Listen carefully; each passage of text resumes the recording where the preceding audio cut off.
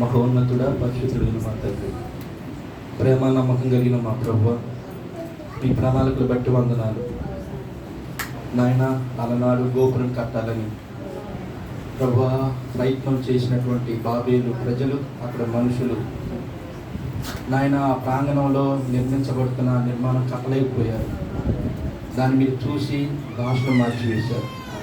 కానీ ఈ మందిర నిర్మాణంలో ప్రారంభం నుంచి ముగింపు వరకు కూడా మీరు తోడుగా ఉండి ఎటువంటి అపాయాలు కానీ, ఎటువంటి ప్రమాదాలు కానీ, అనారోగ్యాలు కానీ రాకుండా కడుతున్న బిడ్డలకు క్షేమాన్ని నాయన, వారి పనులు చేస్తూ ఉండగా సంఘం అంతా, ఆయా ప్రాంతాల్లో ఉన్న ప్రజలు, సంఘము ఎంతో ప్రార్థన చేశారు తండ్రి. అందును బట్టి క్షేమాన్ని ఇచ్చినందుకు వందనాలు. ఇందుకొరకు ప్రయాసపడిన ప్రతి ఒక్కరిని అయా పరిచర్య చేసిన, ప్రార్థన చేసిన, ఆర్థిక సహాయం చేసిన, ఏ విధమైన సహాయం చేసినప్పటికీ కూడా వారందరినీ మీరు ఎక్కల చాటును భద్రపరిచి, ఇంతవరకు చెప్పబడిన సాక్ష్యము అనేకులు విన్నారు, వారికి మేలు దయచేయండి. కొద్ది నిమిషాలు నీ సన్నిధిలో నిలబడి వాక్యం అందిస్తుండగా నన్ను కూడా మీ సిలువ చాటు మరుగుపరచమని నజరేయుడైన యేసు నామమున అడిగి వేడుకొంచున్నాము తండ్రి, ఆమేన్. దేవుని బిడ్డలారా, మీ అందరికి వందనాలండి. కొంతమంది చెప్పట్లేదు, అందరికి వందనాలు. పురుషులు కూడా, అయ్యగారికి కూడా.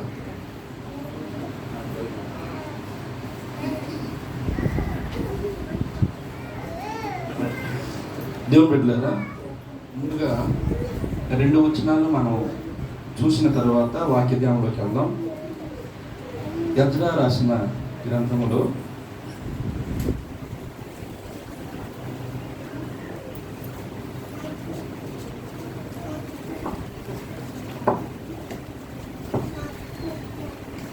ఎజ్రా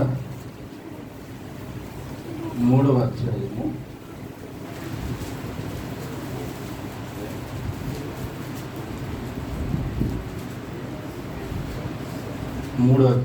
12వ వచనాన్ని మనం చూసినట్లయితే, ఎజ్రా 3:12, మునుపటి మందిరమును చూచిన యాజకులలోను, లేవీయులలోను, కుటుంబ ప్రధానులలోను వృద్ధులైన అనేకులు ఇప్పుడు వేయబడిన ఈ మందిరం యొక్క పునాదిని చూచి గొప్ప శబ్దముతో ఏడ్చిరి. అయితే మరి అనేకులు సంతోషము చేత బహుగా అరిచిరి. ఏది సంతోష శబ్దమో, ఏది దుఃఖ శబ్దమో జనులు తెలుసుకోలేకపోయిరి. జనులు గొప్ప ధ్వని చేసినందున ఆ శబ్దము బహు దూరము వినబడిన. చాలండి, నేను చదువుతాను ఒకసారి. బైబిల్ గ్రంథంలో ఎజ్రా గ్రంథం 3వ అధ్యాయము 12-13 వచనం మనం చూసినట్లయితే, మునుపటి మందిరమును చూచిన యాజకులలోను, లేవీయులలోను, కుటుంబ ప్రధానులలోను వృద్ధులైన అనేకులు ఇప్పుడు వేయబడిన ఈ మందిరం యొక్క పునాదిని చూచి గొప్ప శబ్దముతో.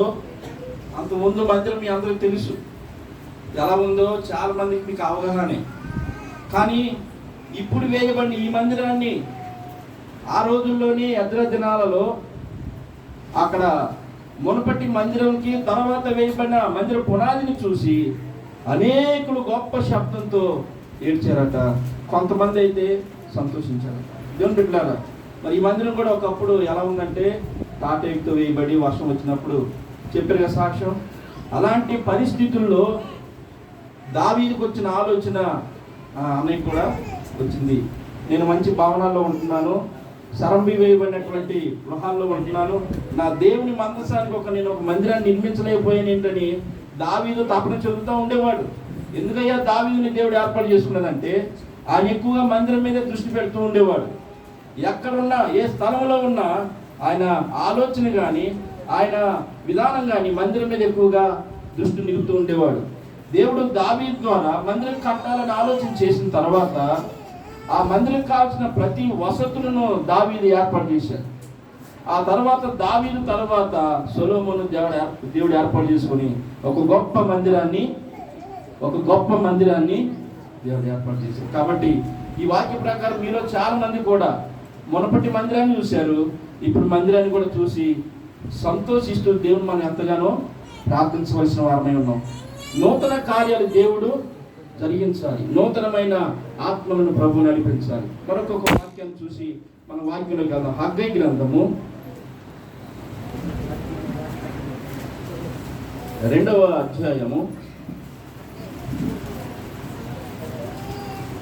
హగ్గై 2వ అధ్యాయం 9వ వచనాన్ని మనం చూసినట్లయితే 2వ అధ్యాయము 9వ వచనం. ఈ కడవరి మందిరము యొక్క మహిమ మునుపటి మందిరము యొక్క మహిమను మించునని సైన్యములకు అధిపతి యెహోవా సెలవిచ్చుచున్నాడు. ఈ స్థలమందు నేను సమాధానము నిలుపననుగ్రహించదను. ఇదే సైన్యములకు అధిపతి యెహోవా వాక్కు, దేవుని మాట. మరొకసారి నేను 9వ వచనం చదువుతాను.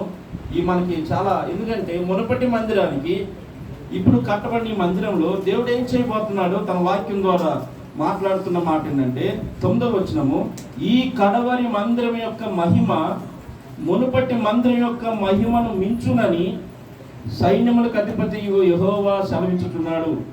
ఈ స్థలమందు నేను సమాధానము నిలుపును అనుగ్రహించదను. ఇదే సైన్యములకు అధిపతి యెహోవా. ఇదిగో ఇప్పుడు నిర్మించినటువంటి ఈ మందిరంలో దేవుడు సమాధానాన్ని, అనేక ఆత్మలను ప్రభు నడిపించినట్లుగా ఈ వాగ్దానము దేవుడు ఈ మందిరం విషయంలో, సేవకుని విషయంలో జరిగించును గాక. మంచిదండి. ఇప్పుడు వాక్య భాగంలోకి వెళ్దాం.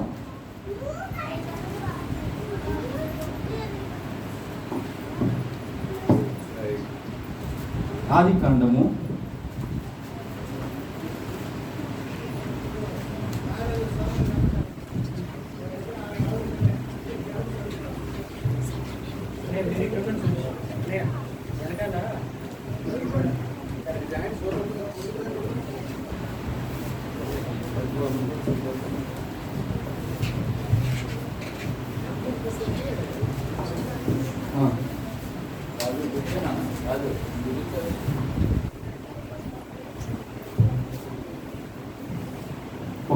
20 నిమిషాలు దేవుని వాక్యం చూసుకొని ముగిద్దాం. మీకు కూడా ఆకలి అవుతుంది కదా, మీరు ఎప్పుడు పెడతారు, మేము భోజనం చేస్తామండి. తప్పకుండా 20 నిమిషాల్లో దేవుని వాక్యం చూద్దాం. ఆదికాండము 28వ అధ్యాయము 10వ వచనం నుంచి కొన్ని వచనాలు మనం చదువుతాం. 10వ వచనం నుంచి కొన్ని వచనాలు. యాకోబు బెయేర్షెబా నుండి బయలుదేరి హారాను వైపు వెళ్ళుచు ఒక చోట చేరి ప్రొద్దు గుంకినందున అక్కడ రాత్రి నిలిచిపోయి ఆ చోటి రాళ్లలో ఒకటి తీసుకొని తనకు తలగడగా చేసుకొని అక్కడ పండుకొనెను. అప్పుడు అతడు ఒక కల కనెను. అందులో ఒక నిచ్చెన భూమి మీద నిలుపబడి ఉండెను. దాని కొన ఆకాశమునంటెను. దాని మీద దేవుని దూతలు ఎక్కుచు దిగుచు నుండిరి. మరియు యెహోవా దానికి పైగా నిలిచి, నేను నీ తండ్రి అబ్రహాము దేవుడను ఇస్సాకు దేవుడైన యెహోవాను. నీవు పండుకొని ఉన్న ఈ భూమిని నీకును నీ సంతానానికి ఇచ్చెదను. నీ సంతానము భూమి మీద లెక్కకు ఇసుక రేణువలే లగును. నీవు పడమటి తట్టును, తూర్పు తట్టును, ఉత్తరపు తట్టును, దక్షిణపు తట్టును వ్యాపించదవు. భూమి యొక్క వంశములన్నీ నీ మూలముగాను నీ సంతానం మూలంగాను ఆశీర్వదింపబడును. ఇదిగో నేను నీకు తోడై ఉండి నీవు వెళ్ళి ప్రతి స్థలమందు నిన్ను కాపాడుచు ఈ దేశమునకు నిన్ను మరలా రప్పించదను. నేను నీతో చెప్పినది నెరవేర్చు వరకు నిన్ను విడువనని చెప్పగా యాకోబు నిద్ర తెలిసి నిశ్చయముగా యెహోవా ఈ స్థలమందున్నాడు, అది నాకు తెలియకపోయిననుకొని భయపడి ఈ స్థలం ఎంతో భయంకరము, ఇది దేవుని మందిరమే గాని వేరొకటి కాదు, పరలోకపు గవిని ఇదే అనుకొనెను. తెల్లవారినప్పుడు యాకోబు లేచి తాను తలగడగా చేసుకుని రాయిని తీసి దాన్ని స్తంభంగా నిలిపి దాని కొన మీద నూనె పోసెను. మరియు అతడు ఆ స్థలమునకు బేతేలని పేరు పెట్టెను. అయితే మొదట ఆ ఊరి పేరు లూజు. అప్పుడు యాకోబు నేను తిరిగి నా తండ్రి ఇంటికి క్షేమంగా వచ్చినట్లు దేవుడు నాకు తోడై ఉండి నేను వెళ్ళుచున్న ఈ మార్గములో నన్ను కాపాడి తినుటకు ఆహారమును ధరించుకొనుటకు వస్త్రములను నాకు దయచేసిన యెడల యెహోవా నాకు దేవుడై ఉండును. మరియు స్తంభంగా నేను నిలిపిన ఈ రాయి దేవుని మందిరమగును. మరియు నీవు నాకిచ్చు యావత్తులో 10వ వంతు నిశ్చయముగా నీకు చెల్లించదనని ఒప్పుకొనెను. అమ్మా, అయ్యగారు ఇంత పెద్ద వాక్యం చదివారు, మాకేం అర్థం కాలేదు. దేవుడు మీరు అనేక విషయాలు అనేక ప్రదేశాలు మీరు వినుంటారు. అయితే ఇక్కడ చదవబడినటువంటి మాటల్లో నేను అడుగుతున్నాను, అంతకుముందు యాకోబుతో దేవుడు ఎప్పుడైనా మాట్లాడా? తన తల్లి దగ్గర, తల్లి అంటే యాకోబుకి తల్లి అంటే బాగా ఇష్టం. యాకోబు యొక్క తల్లిదండ్రుల పేరు చెప్పగలరా? యాకోబు తల్లిదండ్రులు ఇస్సాకు. తల్లికేమో యాకోబు ఇష్టం, తండ్రికేమో ఏసావు ఇష్టం. ఎంతో ఇష్టంగా బ్రతుకుతూ తల్లి దగ్గర ఉంటున్నటువంటి యాకోబుతో దేవుడు ఎప్పుడు మాట్లాడలేదు. అమ్మ యాకోబు ఒక 5 నిమిషాలు ఎప్పుడు మాట్లాడాల? మరి ఎప్పుడు మాట్లాడాడు? దేవుని మందిరం అనబడిన స్థలానికి వచ్చిన తరువాత, ఇదిగో ఇది భయంకరం, ఈ స్థలము, ఇది దేవుని మందిరమే కానీ మరొకటి కాదు అని తన తలగడ చేసుకున్న రాయిని అక్కడ పాతి దాని మీద నూనె పోసినట్లుగా మనం చూస్తున్నాం. దేవుడు మాట్లాడే స్థలం ఏదయ్యా అంటే దేవుని మందిరము. అదేంటయ్య గారు, మరి ఇంటికాడ దేవుడు మాట్లాడతా, మరి ఇంటికాడ ప్రార్థన చేయకూడదా అని మీరు అనుకోవచ్చు. దేవుడు ఎక్కడైనా మాట్లాడతాడు, కానీ మందిరానికి ఇంటికి వ్యత్యాసం ఏంటంటే మందిరంలో కుటుంబం అనే పరిస్థితులు ఉండవు, అల్లరి ఉండదు, సంసార పరిస్థితులు ఉండవు. ఇది ఒక ప్రత్యేకించబడిన స్థలంగా దేవుడు ఎన్నుకున్నాడు. ఈ స్థలం నందు చేయబడుతున్న ప్రార్థనల పైన దేవుని యొక్క చెవి, దేవుని యొక్క కనుదృష్టి ఉంటుందండి. దేవుడు మాట్లాడే దేవుడు మీరు నమ్ముతున్నారా? మీతో మాట్లాడుతున్నాడా? అమ్మ మీతో మాట్లాడుతున్నాడా? అసలు దేవుడు మాట్లాడతాడా? ఆయన రాయి కాదు, రప్ప కాదు, దేవుడు మాట్లాడే దేవుడు. దేవుడు ఎలా మాట్లాడతాడు? ఒకటి, దేవుడు తన సేవకుని నిలబెట్టుకొని వాక్యం అందిస్తున్నప్పుడు వాక్యం ద్వారా దేవుడు మాట్లాడతాడు, ఇది ఒక పద్ధతి. రెండవది, దేవుడు దర్శనాల ద్వారా మాట్లాడతాడు, దేవుడు దర్శనాల ద్వారా మాట్లాడతాడు. 3, దేవుడు స్వరం ద్వారా మాట్లాడతాడు, దేవుడు స్వరం ద్వారా మాట్లాడతాడు. ఇలాగ అనేక రీతులుగా దేవుడు మాట్లాడుతూ ఉంటాడు. అయితే ఇదిగో యాకోబు జీవితం మనం చూసినట్లయితే ఇంటి దగ్గర ఉన్నాడు, తల్లి దగ్గర ఉన్నాడు, సౌఖ్యంగా ఉన్నాడు, కానీ ఎప్పుడు కూడా దేవుడు ఆయనతో మాట్లాడిన పరిస్థితులు మనం బైబిల్ గ్రంథంలో ఎప్పుడు కూడా చూడలేదు. అలాంటి సందర్భంలో ఒక కుటుంబంలో ఒక క్లిష్టమైన పరిస్థితి వచ్చినప్పుడు యాకోబు తన తల్లిని, తన తండ్రిని, అన్నని విడిచి ఒక్కడిగా వెళ్ళిపోతూ ఉండగా బైర్షెబా నుండి బయలుదేరి ఆరాను వైపు వెలుస్తూ ఉండగా ప్రొద్దుకుంటుందంటే చీకటి పడింది. ఒక పొలంలో పడుకున్నాడు. ఒక రాయిని తీసుకొచ్చి రాయిని తల కిందగా పెట్టుకొని పడుకున్నాడు. ఒక దర్శనం వస్తుంది. ఆ దర్శనంలో ఆకాశం అంటే నిచ్చిని, భూమి కంటే నిచ్చిన, దాని మీద దోకలు ఎక్కుచూ దిగుచూ ఉండగా దేవుడు మాట్లాడడం ప్రారంభించాడు. ఇదిగో నేను నీ తండ్రి అబ్రహాము దేవుడను, ఇస్సాకు దేవుడను, నీకును కూడా నేను దేవుడినై. ఎంత గొప్ప భాగ్యం అండి. ఇంటి దగ్గరికి రాని స్వరము, ఇంటి దగ్గర రానటువంటి దర్శనము ఎక్కడొచ్చింది అంటే ముందు ఒంటరైపోయాడు. దేవుని బిడ్డలారా, దేవుడు మీతో మాట్లాడాలంటే, దేవుడు మనతో మాట్లాడాలంటే మనం ముందుగా ఆ కుటుంబాన్ని, ఆ పనుల్ని, ఆ పరిస్థితుల్ని, సమస్తాన్ని విడిచి నీకు కేటాయించిన స్థలంలో, ఉదాహరణకి మీరు మీకు ఇల్లే ఉందనుకోండి, ఆ ఇంట్లో సపరేట్గా ఒక భాగాన్ని మీరు ఏర్పాటు చేసుకోవాలి. అది ప్రత్యేకించబడిన స్థలంగా, ఇక దాన్ని ప్రార్థన చేసుకొని అది ప్రార్థనా గదిగా, ఏ సమస్య వచ్చినా అక్కడికి వెళ్ళిపోయి, లేదు నాకు ఇంట్లో చేయలేదు, మందిరంకి వచ్చేసి మందిరంలో ప్రార్థన చేస్తూ ఉంటే దేవుడు మాట్లాడతాడు. యాకోబుతో ఆ దర్శన భాగ్యం, ఆ స్వర భాగ్యము ఎప్పుడు దొరికిందంటే ఒంటరివాడు అయిపోయాడు. బైబిల్ ఏమంటుందంటే వారిలో ఒంటరైన వాడు 1000 మంది అవుతాడు, ఎన్నిక లేని వాడు బలమైన జనం అవుతాడు. ఆ ప్రియమైన దేవుని పెట్టారా, మనము ఎన్నిక లేని వారము, బలం లేని వారము దేవుడు బలమైన జనాంగంగా చేయాలంటే, నీ జీవితంలో, మా జీవితం, మన జీవితాల్లో దేవుడు అద్భుత కార్యాలు చేయాలంటే ముందుగా మనము ఒంటరిగా అయిపోవాలి, ఒంటరిగా అయిపోవాలి. అందుకని మత్తయి సువార్తలో యేసుప్రభువు మాట అంటారు, రహస్యమందు చూచుచున్న నీ తండ్రి నీకు ప్రతిఫలం ఇచ్చినట్టు నీవు గదిలోకి ఒంటరి వెళ్ళిపో. చూసారా మాట, మీరు చదివి ఉంటారు.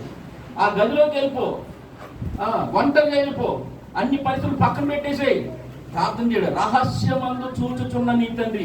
ఎక్కడండి చూసేది? నువ్వు గుంపులో ఉంటే దేవుడు చూడ్డు, నువ్వు పనులతో విస్తారంగా ఉంటే దేవుడు చూడ్డు. దేవుడితో నీకు మాట్లాడే ఆ అనుభవం కావాలంటే, దేవుడితో మాట్లాడే ఆ అనుబంధం కావాలంటే, ఆ సహవాసం కావాలంటే ఎక్కడికి వెళ్ళాలో తెలుసా?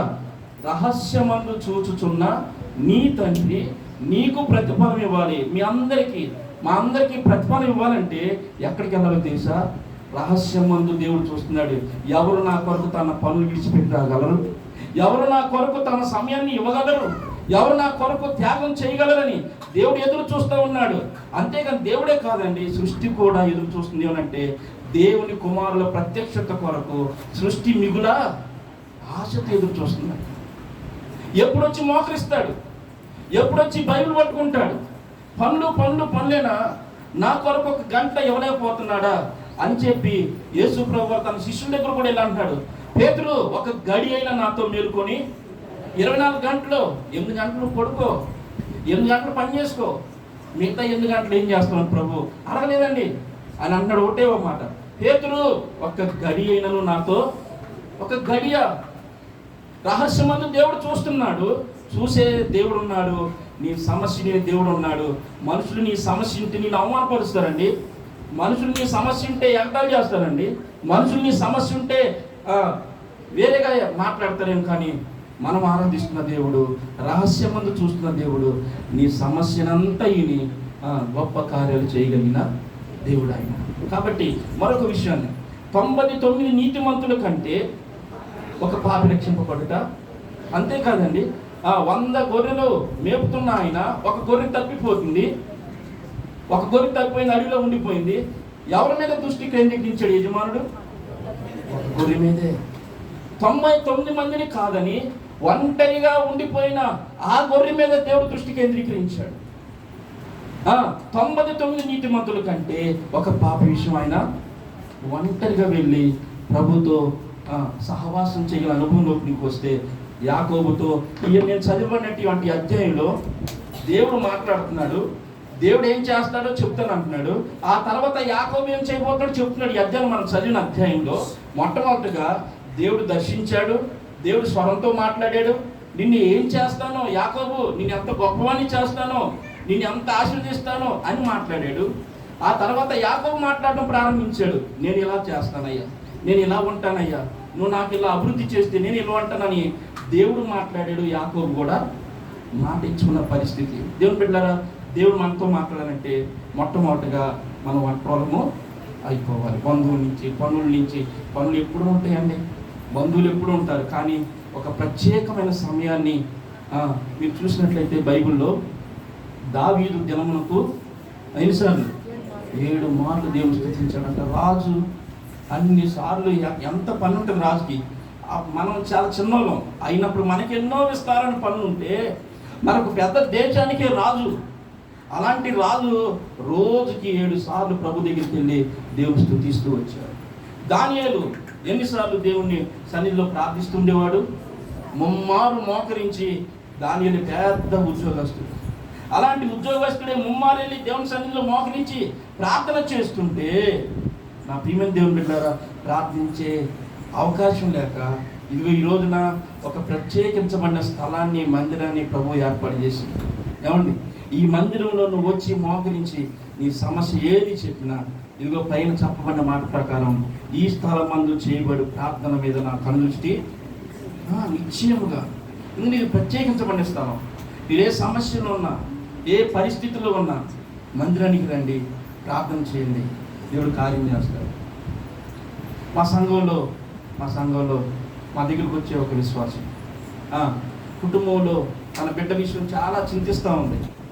అనుకుంది మనసులో, అందరికేమో మాట చెప్పేసింది, నెక్స్ట్ మంత్లో లేకపోతే ఆ పోయి వచ్చే మంత్లో నేను మ్యారేజ్ చేయబోతున్నాను. అంతకుముందు పరిస్థితులు వేరుగా అయిపోయినాయి. అప్పుడు అయ్యారు పరిస్థితి అంటే, అమ్మ నువ్వు టైం నిర్ణయించుకో, ఈ టైం నుంచి ఈ టైం వరకు ప్రార్థన చేస్తాను, ఈ టైం నుంచి ఈ టైం వరకు ప్రార్థన చేస్తాను, నువ్వు ప్రార్థన చేయడం ప్రారంభించు, దేవుడు కార్యం చేస్తాడు. మాట మీద విశ్వాసం ఉంచింది, నమ్మకం ఉంచింది. ఉదయం 11 గంటల నుంచి 12, మేము 11:30 నుంచి 12 విజ్ఞాపన చేస్తాం. ఆ విజ్ఞాపన వరకు ప్రార్థన చేసి ప్రతిరోజు ఆ క్రమంలో పాలు పంచుకుంటూ ప్రతిరోజు ప్రార్థన చేయడం ప్రారంభించింది. అనుకోని విధంగా ఒక్క నెల రోజుల్లోనే దేవుడు గొప్ప కార్యము ఆయన జీవితంలో చేశాడు. తన బిడ్డ వివాహాన్ని ఘనంగా మేము ఊహించలేదు అసలు. ఆ విధంగా దేవుడు జరిగిస్తాడని అనుకోలేదు. దేవుడు అద్భుతంగా వారి జీవితంలో ఆ కార్యాన్ని, దేవుని మందిరంలో ఆయన మన ప్రార్థన ఆలకించే దేవుడు. మందిరం మీద దేవుడు దావీదుకి ఎక్కువ దృష్టి ఉంటే చూడండి ఒకసారి 23వ కీర్తనలో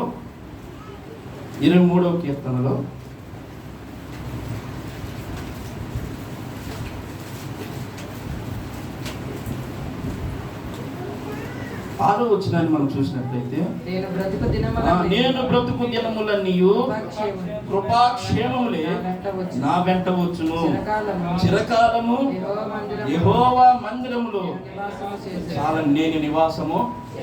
చిరకాలము యెహోవా మందిరంలో. ఆగన పాస్టర్ గారు, మాకు ఇంటికాడ చాలా ఉన్నాయి, మొబైల్ రేకులు ఉన్నాయి, ఎన్ని సీరియళ్ళు ఉంటాయి, మీరు పక్కన పెట్టండి. ఆయన రాజుగారికే సింహాసనం మీద కూర్చొని ఆశ లేదు. మీరు గమనించండి ఆ వాక్య భాగాన్ని మరోసారి చూడండి. సీరియల్ చూసేవాళ్ళు దయచేసి 23:6 వచ్చును, నేను బ్రతుకు దినములన్నీ కృపాక్షేమములే నా వెంట వచ్చును, చిరకాలము యెహోవా మందిరములో నేను నివాసము. నాకు సింహాసనం కావాలి, అంతఃపురంలో వెళ్ళి లేకపోతే గుర్రం మీద అడవిలో ప్రచారాలు చేయాలని అనుకోలేదండి. ఆయన మనసంతా ఎక్కడుందంటే చిరకాలము యెహోవా మందిరంలో. మందిరం యొక్క విలువ గుర్తించాడు దావీదు. దేవుని బిడ్డలారా, మీరు ఏ మందిరానికి వెళ్ళకపోయినా, మీరు ఏ సమస్యలో ఉన్నా దావీదు లాంటి మనసు తెచ్చుకోండి. దావీదు మహాజ్ఞాని, దావీదు చాలా తెలివిగల ఆయన. దేవుడి వీక్నెస్ ఏంటో అన్నీ పట్టుకున్నాడు ఆయన. ఆయనకి మందిరం అంటే బాగా ఇష్టం, దేవుడికి మందిరం అంటే బాగా ఇష్టం అని యుద్ధాల్లోకి వెళ్ళినప్పుడు చుట్టూ శత్రువులందరూ గుమ్ముగూడేసినప్పుడు ఆయన ఎలుగెత్తి ప్రార్థన చేసేవాడు, అయ్యా నన్ను ఈ ప్రమాదం నుంచి తప్పిస్తే నీ మందిరంలో ప్రార్థన చేసుకుంటానయ్యా, చిన్న మాట అనుకునేవాడు. అప్పుడు దేవుని మనసు కరిగిపోయేది, ఆ శత్రువులందరినీ పంపించేసేవాడు. ఎందుకని ఆయన దేవుని మందిరంలోనే ప్రార్థన చేసుకుంటాననే మాట దేవుడికి సంతోషం పుట్టించింది. వెంటనే ఆ శత్రువులందరినీ పక్క తొలగించేవారు. దావీదు వచ్చి ఎంతసేపు ప్రార్థన చేసేవాడు? ఒక పావు గంట, అరగంట అయిపోయింది. దేవుని మందిరం మీద దేవుని యొక్క మనసేంటో గ్రహించాడు దావీదు. చిరకాలము యెహోవా మందిరంలో. ఒక్క రోజైనా, దేవుని బిడ్డలారా, ఒక్క రోజైనా ఈ రోజంతా సెలవండి, నేను ఈ రోజంతా మందిరంలో గడుపుతానండి. ఈ రోజంతా, ఈరోజు ఈ వారం ఈ శనివారం పని పక్కన పెట్టేస్తానండి, మందిరంలో ఒక మూల కూర్చొని నేను దేవుని ఎత్తుతానండి.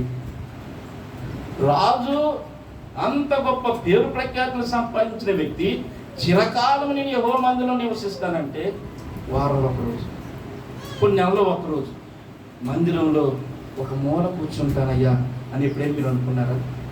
మీ సమస్యలు తీరాలంటే దేవుని బిడ్డలారా, దావీదులాగా మందిరం మీద ఆశ పెట్టండి. మరొక మాట 27వ అధ్యాయము కీర్తనలు 27వ అధ్యాయం 4వ వచనం కూడా మనం చూసినట్లయితే, యెహోవా యొద్ద ఒక వరం అడిగి తిని దానిని వెతుకుచున్నాను, యెహోవా ప్రసన్నతను చూచుటకును ఆయన ఆలయంలో ధ్యానించుటకును నా జీవిత కాలమంతయు నేను యెహోవా మందిరములో నేను యెహోవా మందిరంలో ఏంటంట దేవుడి దగ్గర నేను ఒక వరం అడిగాను. ఆయన ప్రసన్నతను చూడాలని, ఆయన కార్యాలు చూడాలి. చూడండి, కుటుంబంలో చాలా కుటుంబాలు ఎన్నెన్ని సమస్యలు ఉన్నాయి. బిడ్డలు పెరిగిన బిడ్డలో సమస్య, భార్య భర్త కుటుంబంలో అల్లకొల్లలు అయిపోతుంటే మనిషి అలాగా ఈదుకుంటూ వెళ్ళిపోతున్నాడు. కానీ వాక్యం అంటుంది, దేవుని ప్రసన్నత చూచుటకు ఆయన మందిరంలోకి నేను వెళ్తాను, నేను నివసింపగోరుచున్నాను అని అంటూ, నా జీవిత కాలం అంతయు నేను యెహోవా మందిరంలో నివసింపగోరుచున్నాను. జీవితం అంతా ఇందులో మనం 22వ కీర్తన, మనం 23వ కీర్తన చదివాం. ఏంటంటే నా జీవిత కాలం అంతయు చిరకాలం యెహోవా మందిరంలో జీవిస్తానని. అలాగే ఇక్కడ మనం చూసినట్లయితే నా జీవిత కాలం అంతయు, అలాగే 5వ వచనం కూడా మనం చదువుతాం. 27వ అధ్యాయం 5వ వచనం, ఆపత్కాలమున ఆయన తన పర్ణశాలలో నన్ను దాచును, తన గుడారపు మాటున. చాలండి, నువ్వు దేవుని మందిరానికి రా తల్లి. నీ సమస్య ఏదైనా, నీ పరిస్థితి ఏదైనా చక్క పెట్టగలిగిస్తాను. అందుకనే ఒక పాట ఉంది, మందిరములోనికి రండి వందనీయుడేసుని, కలతలు ఉన్న కలవరమైన ఏదున్నా ఆ దేవుని మందిరంలో వాటన్నిటినీ తీర్చగలరు. అలాగే చివరిగా నేను ఒక మాట చూసి ముగిస్తాను. 84వ కీర్తన 10వ వచనం, 84వ కీర్తన 10వ వచనం, నీ ఆవరణములో ఒక దినము గడుపుట 1000 దినముల కంటే శ్రేష్టము. భక్తిహీనుల గుడారములో నివసించుట కంటే నా దేవుని మందిరంలో ద్వారము వద్ద నుండుట నాకు ఇష్టము. చాలు చాలు చాలు. దేవుని బిడ్డలారా, ఇక్కడ వాక్యం సెలవిస్తున్నారు, నీ ఆవరణములో ఒక దినము గడుపుట 1000 దినముల కంటే. అమ్మా, ఒక్క రోజు నువ్వు ప్రభుకి కేటాయించగలిగితే నీ జీవితంలో 1000 రోజుల ఆశీర్వాదం. ఏమంటే ఎల్ఐసి కడుతున్నారా? ఎల్ఐసీలో ఎలా ఉంటుందంటే చిన్నగా ఇప్పుడు దాస్తే రేపు నీ పిల్లల భవిష్యత్తుకి నువ్వు పునాది వేసినాడు అవుతావు. అవునా? ఎల్ఐసి ఎందుకు కడతారు? ఎల్ఐసి ఎందుకు కడతారంటే నేనున్నా లేకపోయినా నా బిడ్డల భవిష్యత్తు. నువ్వు తక్కువలో 10 రూపాయల రోజు 10 రూపాయలు కట్టావు అనుకో, కొన్ని సంవత్సరాల తర్వాత నీ పిల్లలకు లక్షల డబ్బులు. ఈ లోక సంబంధంగా ఎంత ఆలోచన చేస్తున్నావే నీ బిడ్డల భవిష్యత్తు కొరకు. దేవుడు వాక్యం అంటుంది, నీ మందిర ఆవరణంలో ఒక దినము గడుపుట 1000 దినముల కంటే. ఒక్కరోజు ప్రభువులు గడిపి చూడు, ఒక్కరోజు ప్రభు మందిరంలో నువ్వు గడిపి చూడు, ఎంత ప్రశాంతత, ఎంత నెమ్మది దేవుడు ఇస్తాడో మీరు చేసి చూడండి. దేవుడు తప్పకుండా చేస్తాడు. 1000 దినముల కంటే శ్రేష్టము భక్తిహీనుల గుడారంలో నివసించుట కంటే. కొన్ని నెలలు ఎలా ఉంటుంది తెలుసా? భక్తిహీనుడు కూడా ఎన్ని బాధలు పడ్డాడు దావీదు, భార్య అయితే ఎన్ని హింసలు పడ్డాడు. ఆ గుడారం ఉండడం కంటే మందిరంలో మూల కూర్చోవడం ఎంత సఫర్ అయిపోయాడు. అందుకనే గయ్యాలతో నివసించడం కంటే ఇంటి మీదకి వెళ్ళిపోయి మూల కూర్చుంటాను అంటున్నాడు సొలొమోను. అయితే దావీదుకో బాధ, సొలొమోనుకో బాధ. దావీదు అయితే అంటున్నాడు, నీ మందిరంలో ఒక దినం గడుపుట 1000 దినం కంటే శ్రేష్టము భక్తిహీనుల గుడారం నివసించుడు కంటే అన్నాడు. కానీ సొలొమోనుకి వచ్చేవాటికి ఆయన మామూలు కాదు, 1000 మంది. మరి ఎన్నెన్ని ఆటుపోట్లు ఎదుర్కొన్నాడో సార్. కానీ ఆయన అంటాడు, అయ్యా గయ్యాలతో ఉండడం కంటే మేడ మీదకి వెళ్ళిపోయే మూల అంత ప్రశాంతతగా ఉండాలని. కుటుంబాలన్నీ పరిస్థితులు ఎన్ని సమస్యలు అయినప్పటికి కూడా నా ప్రియమైన దేవుని బిడ్డలారా, ఈ మందిరం మీరు అనుకుంటున్న ఈ మందిరం, ఇది మందిరము దేనికోసమై అంటే, ఈ మందిరము ఇదిగో మీరు చూడండి, గవర్నమెంట్ స్కూల్ బాగుంటుందా, ప్రైవేట్ స్కూల్ బాగుంటుందా? ఎందుకనండి? ఎందుకనమ్మా? ప్రైవేట్ స్కూల్ ఎందుకని చాలా జాగ్రత్తలు తీసుకుంటారు. టీచర్స్ నుంచి నీట్నెస్ నుండి అలా అన్ని సమస్త వసతులు కూడా చాలా జాగ్రత్త చూసుకుంటారు. అప్పుడే ఆ స్కూల్లో అనేక మంది వచ్చి పిల్లలు చేస్తారు. అవునా కదా? దానికోసం ఈ లోక సంబంధ విద్య కోసమే పిల్లలు ఈ స్కూల్ అంతా నీట్గా చేస్తుంటే, దేవుని పిల్లలు వచ్చి కూర్చునే మందిరము ఏమండి, చెట్టు కింద కూర్చున్నా దేవుడు అంటాడు. ఉంటాడండి. చెట్టు కింద కూర్చున్నా ఉంటాడు, ఒంటరిగా ఉన్నా ఉంటాడు, ఎక్కడైనా ఉంటాడు. ఎందుకయ్యా ఈ మందిరం ఇదిగా అంటే, దేవుని పిల్లల పాఠశాల ఇది. దేవుని పిల్లల, ఈ పాఠశాలలో పిల్లలు చదువుతూ వృద్ధవుతూ విశ్వాస పాఠాలు నేర్చుకుంటూ ఇక్కడ చెప్తున్న ఉపాధ్యాయుడు మాటలు విని, ఎవరు మాట్లాడండి, ఇక్కడ చెప్తున్న ఉపాధ్యాయుడు ఎవరు? ఇప్పుడు ఇక్కడ సార్ ఎవరు? మాస్టర్ ఎవరు? నేను కదా, ఆయన మాట దేవుని మాటగా అంగీకరించి, నా దేవుడు దేవుడు మీరు గమనించినట్లయితే మందిరానికి వచ్చే ప్రభువా, నీ సేవకుడు ద్వారా నాతో ఏం మాట్లాడబోతున్నారయ్యా, నీ సేవకుడు ద్వారా నాతో ఏం చెప్పబోతున్నారని నువ్వు హృదయమంతతో ప్రార్థన చేసుకుని రా ఈ స్థలానికి. దేవుడు మాట్లాడు. ఒక సన్నివేశం మీరు చదివి ఉంటారు పుస్తకంలో. ఒక ఆవిడ ప్రభువుని తెలుసుకొని రక్షింపబడిన తర్వాత తన భర్త రక్షింపబడాలా, ఎవరో చెప్పారు, మీ ఆవిడ సాక్షాత్తుగా ప్రార్థన చేస్తుందయా అన్నప్పుడు భర్తకు బాగా కోపం వచ్చేసింది. ఒక రోజున చెప్పాడు, వార్నింగ్ ఇచ్చాడు, చెయ్యట్టు పెట్టాడు. ఎక్కడికి? చర్చికి. అయ్యా, నువ్వు చర్చికి వెళ్తే ఇంటికి వచ్చినాక నిన్ను మంటలేసి కాల్ చేసేస్తా, నీకు అంత ఇష్టమైతే లేతలేదు. ఆలోచించింది, ఆ చైన్ నెట్టుకొని వెళ్ళిపోయింది. చెప్పాడు, ఇదే నీ లాస్ట్ రోజు. వార్నింగ్ ఇచ్చేసాడు. చాలా బాధపడతా ప్రార్థన చేసుకుంటాను. ఎందుకంటే మూర్ఖుడు, ఆయన మూర్ఖుడు అన్న పని చేస్తాడు. ప్రార్థన చేసుకుంటా, నేను ప్రభువా ఏం చేయమంటారు నీకోసం చనిపోవడానికైనా అనుకోవడం కానీ చాలా కష్టం, అవునా? నీకోసం చనిపోతా. చూడండి, ప్రేమించుకున్న అబ్బాయి అమ్మాయి అనుకోండి, నీకోసం ప్రారంభిస్తా, నీకోసం నాకు కొనుగోలు చేసుకుంటా. అక్కడ ఏముండదు ఆ టైంలో ఎంతోమంది. కానీ ఏమనుకుంటుంది, ప్రభువా ఏం చేయాలి బాగుకుంటూ వెళ్తుంటే ఆ రోజు మందిరంలోకి వెళ్ళి కూర్చుంది, వాక్యం వింటూ ఉంది. దేవుడి సేవకుడు ఏదో వాక్యం చెప్పాలనుకున్నాడు, కానీ ఆ రోజు వాక్యం చెప్తుంది తెలుసా? షడ్రకు మేషకు అభ్యర్థులను దేవుడు కాపాడాడు అగ్నిగుండంలో నుంచి. దేవుడు నిన్ను కాపాడతాడు. ఏలు పెట్టి చూపించేసరికి ప్రభువా నాతో మాట్లాడాడు, ప్రభు ఈరోజు అగ్నిగుండం నా భర్త వేసేస్తాను అన్నాడు. అయితే కాపాడుతావు ప్రభు అని ధైర్యం తెచ్చేసుకుంది. ప్రార్థన చేసుకుంటా, అగ్నిగుండమైనా పర్లేదు, నా దేవుడు షడ్రకు మేషకు అభ్యర్థులను కాపాడిన దేవుడు నన్ను కూడా కాపాడతాడని ధైర్యంతో తిరిగి వస్తా, సంతోషంతో వస్తూ ఉంది. ఇల్లు దగ్గరికి వచ్చేవాడికి భయం వేస్తుంది. అయిపోయింది ఈరోజు అనుకుంటా, దగ్గరికి వచ్చేసింది. తలుపు తెలిసే ఉంది, ఇంట్లో మంట కనబడుతుంది. ఎలా ఉంటుందండి భయం? అడుగులు పడట్లా. ఇప్పుడు దా సంతోషంగా వచ్చింది, నా దేవుడు నాతో మాట్లాడాడు, నేను ఎటు చేస్తా, నేను అటు చేస్తా అనేసి అక్కడికి వచ్చేవాడి పరిస్థితి. అయినా సరే ధైర్యం చేసుకుంది. ఇంట్లో ఒక కడిగేసేవాడికి ఏం చేశాడు ఆయన? కాళ్ళ మీద పడిపోయి క్షమాపణ అడుగుతున్నాను. ఏమైపోయింది? దేవుడు ఆయనతో మాట్లాడటం ప్రారంభించాడు. దేవుని బిడ్డలారా, దేవుని మందిరములో దేవుడు తన మాటలు నీకు అందిస్తున్నప్పుడు, ఇది దేవుని పాఠశాల. ఈ పాఠశాల ఇప్పుడు కూడా నీట్గా ఉండాలండి. ఈ పాఠశాల ఎప్పుడు ఎలా ఉండాలి? ఇది ఒక ప్రత్యేకమైన స్థలము, ఇది ప్రతిష్ఠిత చేయబడిన స్థలము. ఈ స్థలంలో ఎవరైనా ఏ సమయంలోనైనా ఇది 24 గంటలు ఓపెన్ చేసే ఉంటుంది అండి. 24 సూపర్ స్పెషాలిటీ ఆ బోర్డు పెట్టించాలి అయ్యగారితో. 24/7 క్రీస్తు సువార్తిక సహవాసం. హెల్ప్లైన్ నెంబరు, అయ్యగారి నెంబర్ ఉంటుంది ఇక్కడ, అది పెట్టి అది.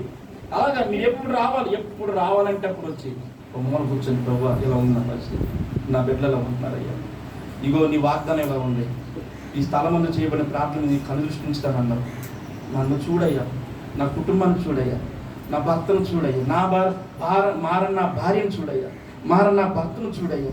బిడ్డలు చూస్తే డ్రింకర్స్ అయిపోయారయ్యా, ఏం చెయ్యాలయ్యని నా దేవుని మందిరంలోకి వచ్చి, ఇది నీ కోసమేనండి, ఇది మనందరి కోసం ఏర్పాటు చేయడం మందిరం.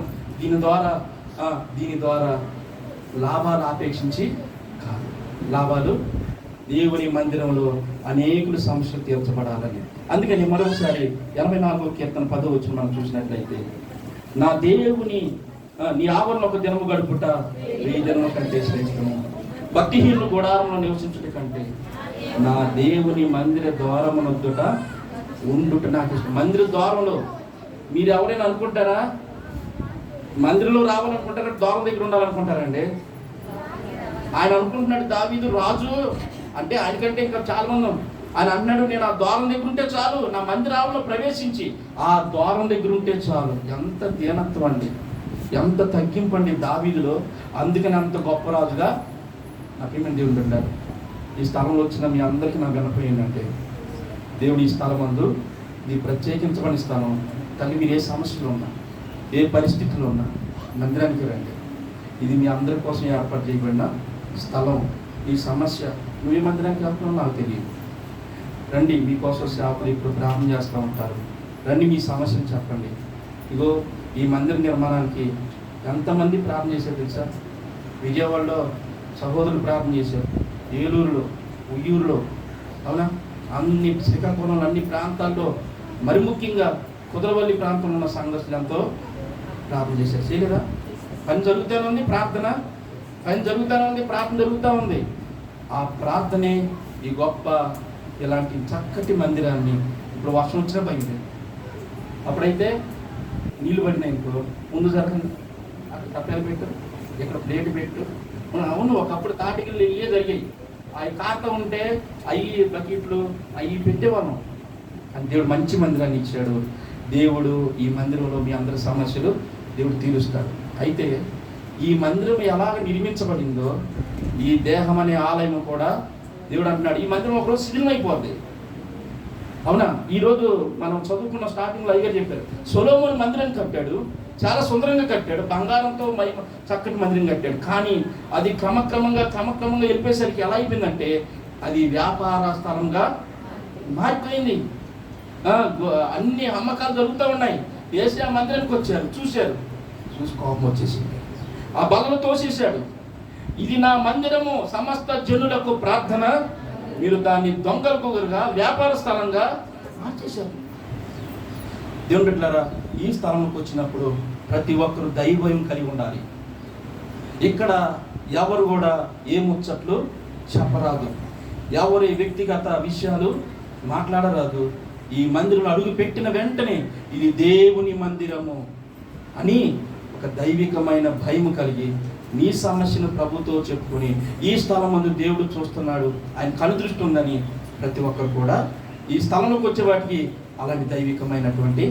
అందుకని ప్రసంగి గ్రంథంలో అంటాడు, నీ మందిరంలో పోయినప్పుడు నీ ప్రవర్తన అంతటి అందు జాగ్రత్త పడు. అక్కడ వరకే, ఆ కాంపౌండ్ వరకే. ఈ లోపలికి వచ్చేసరికి నీ ప్రవర్తన చాలా జాగ్రత్తగా, నా నాకుడు నేను ఎలా ఉండాలి నా దేవునితో. కాబట్టి దేవుని మందిరంలో ఒక దినము గడుపుట 1000 దినముల కంటే శ్రేష్టము. దేవుడు అలాంటి అవకాశాన్ని మీరు సద్వినియోగం చేసుకోవాలి. ఇంకా యాకోబు మనం పూర్తిగా అవ్వలేదు, ఒంటరిగా ప్రార్థన చేయడం ఒక విషయమే నేను చెప్పాను. ఒంటరిగా ప్రార్థన చేయండి. అలా ఒంటరిగా ప్రార్థన చేసే అనుభవంలో దావీదు సంపాదించుకున్నాడు, మందిరం యొక్క విలువెంట గుర్తించాడు. అలాగే యాకోబు దేవుడు ఏది చెప్పాడో అది చేసుకుంటూ, దేవుడికి ఏది మాట ఇచ్చాడో అది నెరవేర్చుకుంటూ, ప్రమాణం ఏం చేశాడు ఆ ప్రమాణం నెరవేర్చుకుంటూ గొప్ప కార్యాలు తిరిగి ఒక్కడిగా వెళ్ళాడు, అనేక సంపదతో తిరిగి వచ్చాడు. దేవుడు అలాంటి బహుగా ఆశీర్వాదం ఆ స్థలంలో ఉంచాడు. దేవుని మందిరంలో ఆశీర్వాదాలు మీరు స్వతంత్రించుకోండి. దేవుడి కొద్ది మాటలు దీవించడం కాక ప్రార్థన చేసుకుందాం.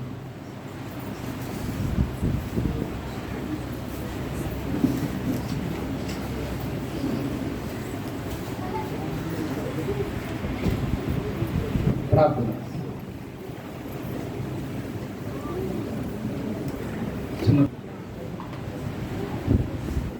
ఇప్పుడు నిర్మించిన ఈ మందిరంలో తన మహిమ తేజస్సును ఉంచుతానని దేవుడు తన వాక్యం ద్వారా మాట్లాడారు. ఈ స్థలం ముందు నేను సమాధానాన్ని ఉంచుతానని దేవుడు సెలవిచ్చారు. నీ సమస్య ఏదైనప్పటికీ కూడా 99 గొర్రెలను విడిచి తప్పిపోయిన ఒక గొర్రె మీద దేవుడు దృష్టి ఉంచినట్లుగా ఇదిగో నీ మీద దేవుడు దృష్టి కేంద్రీకరించాడు. ఆయన ఈ స్థలమందు చేయబడుతున్న ప్రార్థన మీద నా కను దృష్టి ఉంచుతున్నాను. ఈ మందిరములో, ఈ ప్రాంగణములో దేవుని కను దృష్టి ఉంది. ప్రతి ఒక్కరిని చూస్తున్న దేవుడు ఆయన, ప్రతి ఒక్కరు సమస్యలు తీర్చే దేవుడు ఆయన. దేవుని బిడ్డలారా, మీరు ఏ పరిస్థితిలో ఉన్నా రండి, దైవాశీస్సులు పొందండి, దేవునితో సహవాసం కలిగి ఉండండి. దావీదు తన యొక్క వాగ్దానం తీసుకున్న నా జీవిత కాలమంతయు చిరకాలము నా దేవుని మందిరంలో నివసిస్తానని, నా జీవిత కాలమంతయు యెహోవా మందిరంలో ఉంటానని, నా దేవుని ద్వారబంధముల యొద్ద నేనుంటే చాలు అని చక్కటి అనుభూతితో కూడినటువంటి మాటలు, దేవుని సంతోషపెచ్చే మాటలు. మందిరాన్ని విలువ నువ్వు గ్రహించావా? మందిరం యొక్క గొప్పతనాన్ని నువ్వు గ్రహించగలిగావా? దేవుడు కనుదృష్టిని చూడే స్థలము. ఈ స్థలములోకి వచ్చి ఆయన చెవులు ఈ స్థలం ముందు చేయబడుతున్న ప్రార్థనల మీద ఆయన చెవులు ఉంచాడు. కాబట్టి నీ సమస్య, నీ పరిస్థితి ఏదైనా దేవుడికి చెప్పు. ఆత్మీయంగా బలహీనమైపోయినా, కుటుంబ పరిస్థితులు బాగోపోయినా రండి, మీకోసం ప్రార్థన చేసే సేవకులు ఉన్నారు, నీకోసము మొరపెట్టే సంఘం ఉంది. రండి, దైవిక క్రమాల్లో పాల్గొనండి, దేవుని దీవెనలు పొందుకోండి. ప్రార్థన చేద్దాం.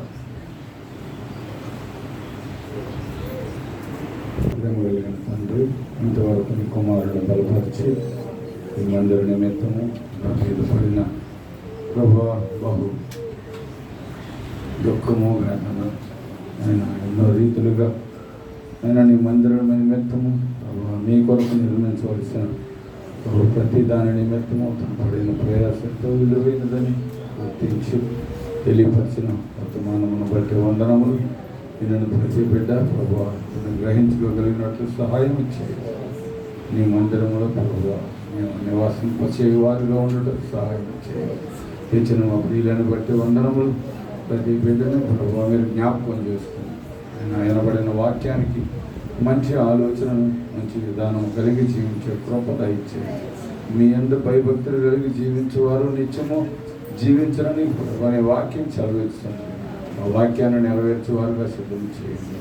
నేను ఎంతవరకు వినబడిన వాక్యమును బట్టి వందనాలు.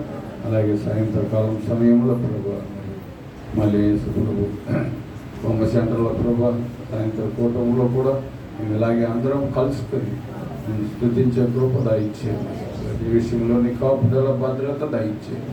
ఎండ వేడిని చేత ఎవరు అలసిపోనియొద్దు ప్రభా. చిన్న బిడ్డలు మీరు జ్ఞాపకం చేసుకోండి, సంటి బిడ్డలు మీరు జ్ఞాపకం చేసుకోండి. వృద్ధులను, నడుపులయంలో ఉన్నవారిని, యవనస్తులైన భార్యాభర్తలను సమస్తము మీ చేతులకు అప్పగించు. మీ నామానికి మీరే మహిమ, ఘనత, ప్రభావాన్ని తెచ్చుకున్నాను. యేసు నామమును అడిగి వేడుచున్నాం తండ్రి. మన తండ్రి యొక్క కుమారుని కృపయు పరిశుద్ధాత్మ ఎల్లప్పుడు సదాకాలము తోడై ఉండి మనందరం నడిపించునుగాక. మీ అందరికి వందనాలు. మీ అందరూ